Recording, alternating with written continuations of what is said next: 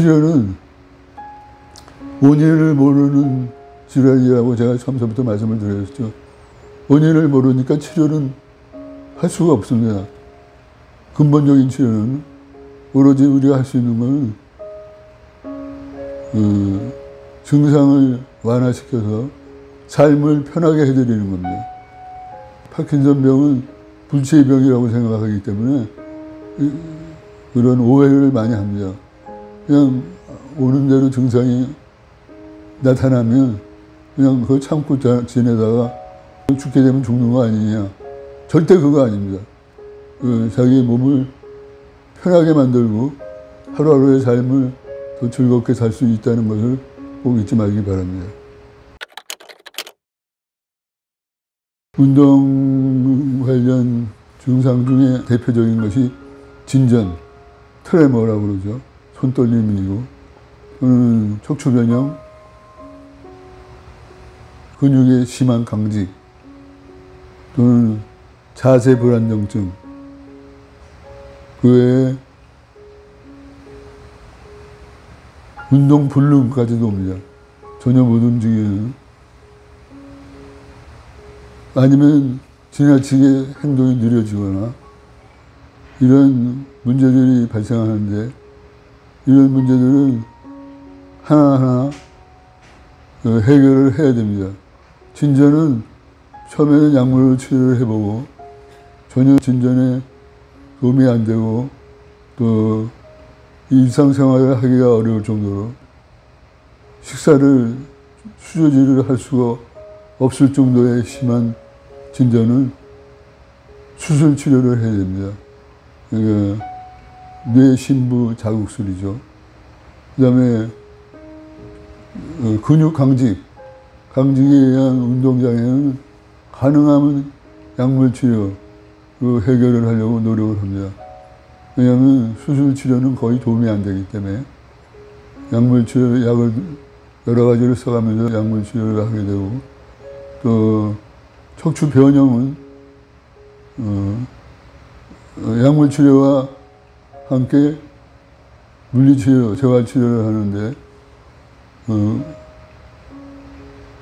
근육 강직도 물론 물리치료가 포함이 돼야 됩니다. 특히 척추 변형은 물리치료를 한 3개월에서 6개월 시작해보고 그래도 척추 변형이 변하지 않을 때는 수술을 심각하게 고려해야 됩니다. 이제 제 케이스는 좀 다른 케이스였는데 그거에 대해서도 책에 중반쯤 지나가면 나오기 때문에 다시 설명을 드리겠습니다. 그 다음에 척추 운동 불능 또는 완만, 지나치게 천천히 움직이는 거, 이런 거는 작업치료실에서 그런 거를 빨리 움직이고 또한 처치할 수 있도록 여러 가지 기법을 가르쳐 드립니다.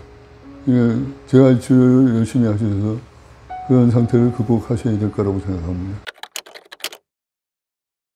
저는 일반적으로 파킨슨 환자들에게서 나타나는 손떨림은 대부분 휴식기에 일어납니다. 물건을 잡으려고 할 때 하는 것을 이제 의도적 진전이라고 그러는데 인텐셔널 트레머라고 그러죠. 인텐셔널 트레머보다는 휴식기 트레머, 레스팅 트레머라고 해서 가만히 있을 때 김밥을 싸듯이 이렇게 손가락을 돌리는 그런 행동을 취합니다. 근데 저는 마침 휴식기성 진전은 거의 없고 주로 인텐셔널 트레머, 의도적 진전이 많은데 레스팅 트레머가 주라는 일반 파킨슨 환자도 물건을 잡을 때는 손을 떱니다. 그게 없다는 게 아니고 휴식기성 진전이 특징이라는 얘기지 없다는 뜻이 아닙니다.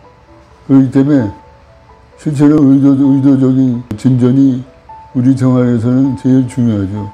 물건을 잡으려고 하는데 손이 떨리면 안 되고 글씨를 쓸 수도 없고 타자기도 할 수 없고 아무것도 할 수가 없습니다.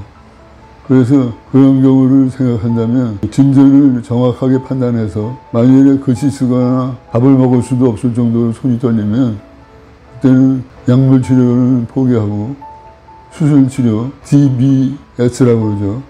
Deep Brain Stimulation, 한국말로 뇌신부 자극술. 뇌신부 자극술을 해야 되고, 뇌신부 자극술을 하면 아주 말기가 아닌 이상은 초기 중기에 시행하면 거의 80% 이상 좋아지는 경우가 있습니다. 그러나 그게 평생 가지는 않습니다. 그리고 또 다른 부작용을 일으킬 수도 있고, 그래서 100% 신뢰는 할 수 없지만 식사까지도 못하고 글씨도 못 쓰는 상황까지는 면할 수 있기 때문에 저로서는 이 정도 상태 되면 뇌 수술을 권합니다. 근데 뇌 수술도 75세가 넘어서 노인성 상태가 되면 크게 도움이 안 됩니다. 그래서 75세 이전에 판단을 해서 DBS라는 뇌 자극 수술을 해야 될지 아닐지를 주치의와 함께 결정해야 됩니다.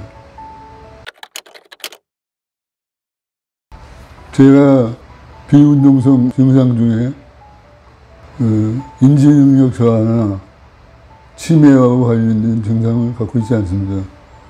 그러나 우울증과 수면장애 이 두 가지는 병을 갖게 된 초기부터 저를 많이 괴롭혀 왔습니다. 그래서 저는 판단하기에 조기에 신경정신과 전문의를 만나서 의논하고 해결하는 게 옳다고 판단을 하고 신경정신과 전문의를 만났고 약을 여러 가지로 써가면서 조정해서 우울증도 개선되고 또 수면장애도 해결이 됐습니다. 그래서 나는 여러분들에게 권하고 싶은 것은 제가 저의 방법을 그대로 따라 하라는 말씀을 드리고 싶지는 않습니다. 그러나 각자의 증상의 결과가 있기 때문에 반드시 가능하면 그런 증상이 나타났을 때 조기에 신경정신의학과 전문의를 만나서 충분히 의논하고 약을 조절해서 자기의 약을 하나 나름대로 결정해야만 하는 그런 순간이 있을 것이라는 것을 여러분들이 항상 잊지 마시고 그렇게 시행해 주시기를 간절히 바랍니다. 파킨슨병 앓기 시작했다는 소문이 돌기 시작하면 많은 사람들이 집으로 찾아옵니다. 그 중에는 침술로 할 수 있다, 아니면 줄기세포로 할 수 있다, 대체의학으로 할 수 있다. 근데 어느 것 하나도 신경과나 신경외과의 공식적인 교과서나 책에는 기술되어 있지 않은 방법입니다. 물론 줄기세포는 간단한 결과는 써 있지만 제대로 된 임상 실험을 한 적이 없습니다. 심지어는 고액을 요구하는 경우가 있으면서 생각지도 못하는 고액을 얘기하면서 그것을 내고 1년 동안 자기 침을 맞으면 완치될 수 있다. 사기에 가까운 그런 얘기까지 들려올 정도입니다. 그러나 그런 소문이나 아니면 과장된 선전에 절대 넘어가면 안 됩니다. 이분들이 치료를 증명한다고 갖고 오는 거 보면 한두 명의 결과입니다. 그 한두 명이 좋아진 것이 과연 그들의 치료 때문에 좋아졌는지 아니면 다른 원인에 의해서 좋아졌는지 그건 누구도 증명할 수가 없는 사실입니다. 우선 기본적인 치료들을 열심히 해서 증상의 호전을 갖고 오고 자기 삶의 영역을 넓혀서 버티다 보면 지금 현대의학이 많이 발전했기 때문에 경우에 따라서는 돌아가기 전에 치료법이 개발될 수도 있습니다. 인내를 가지시고 쉬운 치료법, 쉬운 방법을 통해서 물질이나 아니면 다른 방법으로 해결하겠다고 생각하는 그런 어리석은 우울을 범하지 않으시기 바랍니다. 의료진의 경우 환자에게 대할 때 이 질병을 나는 고칠 수 있다 라고 감히 얘기하는 그런 어리석은 일이 없기를 항상 바랍니다. 제가 아주 극적인 결과를 얻었던 게 척추 변형이 정상으로 돌아왔다는 건데요. 병양을 알았을 때 수술을 해야 한다고 저는 판단을 이미 내렸습니다. 그러나 그 수술이 성공률이 높지 않고 또 굉장히 어려운 수술이기 때문에 제가 결정을 하기가 매우 어려웠습니다. 특히 또 부탁할 척추외과 의사가 너무 부담스러워 할 것 같고, 그래서 걱정을 하다가 물리치료를 시작했습니다. 물리치료는 주로 마사지인데, 한 사람은 주로 팔꿈치로 근육에 통증이 있는 그 큰 근육들을 마사지하고 압박하고 스트레칭하는 그런 식의 마사지를 했고, 또 한 사람은 작은 근육의 통증들, 그것을 해결하기 위해서 손가락을 주로 사용해서 그 부분을 누르고 또 스트레칭 하면서 반대쪽으로 몸을 돌리는 그런 식의 마사지를 6개월 정도 시행했는데, 점점 그 변형이 없어지더니 변형이 거의 사라져 버렸습니다. 그래서 결국은 수술을 안 하고 해결을 하는 케이스인데, 이 결과는 몇 가지 저한테 주는 시사점이 있습니다.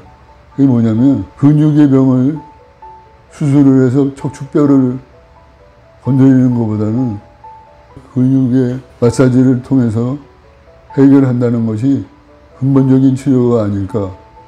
결국은 우리가 그동안에 이런 환자가 오면 무조건 수술을 하려고 그랬는데, 그게 옳지 않은 선택이었던 게 아닌가 하는 그런 결론을 저 혼자 내렸고, 그 결과를 책에도 기술한 바 있습니다. 도파민의 결핍으로 발생한 근육 조절능 소실 상태를 마사지가 개선시켜 줌으로써 이러한 결과가 일어났다고 저는 판단합니다. 제가 이 자리에서 말씀드리고 싶은 것은, 연화장애나 목소리의 변화는 필연코 일어나는 겁니다. 완전히 정지시킬 방법은 없어요. 그러나 우리가 할 수 있는 것은 지연시키거나, 아니면 그 연화장애가 있는 중에도 흡입성 폐렴이 생기지 않도록 기도 내로 식물이나 먹는 물건이나 여러 가지 나쁜 것들이 들어가지 않도록 예방하는 방법을 배우는 연화장애 치료지, 연화장애를 정지시키는 건 아닙니다. 그런데 열심히 하면 예방이 충분히 됩니다. 그 다음에 발성장애가 이미 와서 전혀 소리가 안 나는 건 우리가 어떻게 할 방법이 없습니다. 그렇기 때문에 사전에 그거에 대한 준비를 하고 예방적인 그런 치료, 물리치료를 열심히 해야 됩니다.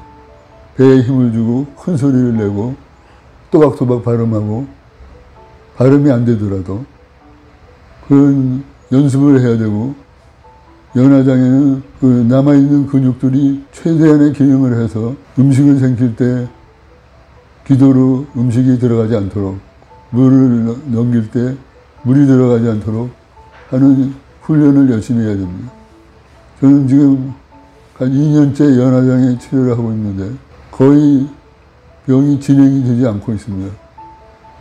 여러분들한테 희망을 드리고 싶습니다. 열심히 연화장애에 대한 재활치료를 하십시오.